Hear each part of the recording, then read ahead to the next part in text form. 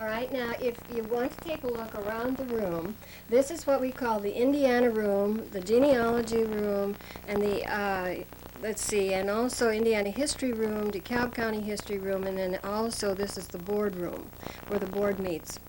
Now over in this section we have, let's see, over here we have Indiana, or the DeKalb High School. Of course, it wasn't at that time. It was Auburn High School yearbooks back to 1902. Oh, my. And then we have city directories over here back into the 1900s, early 1900s. I think 1914 is about the time.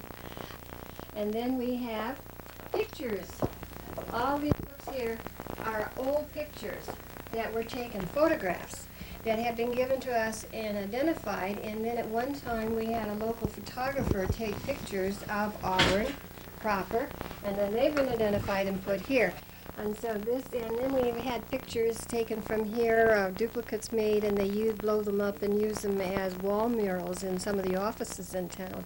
So they are really a source of history. Terrific. Now tell us about the window. Well, these windows were designed specifically for the Eckhart Public Library.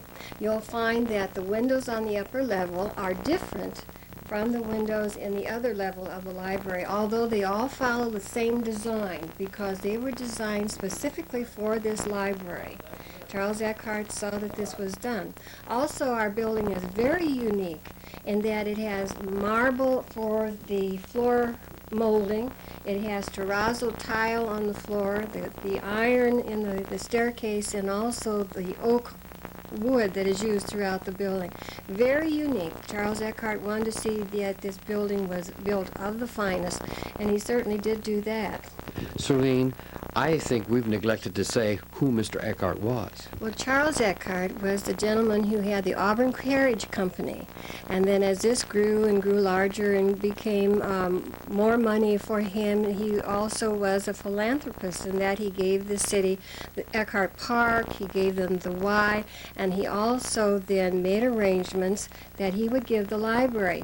But at the time, the women of the town, the literary club, had wanted a library because this was the time of Carnegie. And they had contacted Andrew Carnegie and asked if he would give a library to Auburn, because the only library at that time was in the corner drugstore, and they would send to Chicago and they'd receive the books, and then the people would pay a small fee for borrowing the books from the local drugstore. So the Women's Literary Club then went to and contacted Andrew Carnegie, and Andrew Carnegie said yes, he would if they would also supply matching funds, and he sent a very nice letter. Well, then Charles Eckhart then understood, and they became aware of what this was with Andrew Carnegie, and he said, if you can get out of the arrangements with Andrew Carnegie, I will give Auburn the library. And so this is what happened, and he did, in his own way, give the library to the city of Auburn. And at that time, it was just on these two front lots. It was called, when it first started out, the Auburn Library, but then the library board at that time, in appreciation of Charles Eckhart, then renamed it the Eckhart Public Library. Fascinating story, but thank you.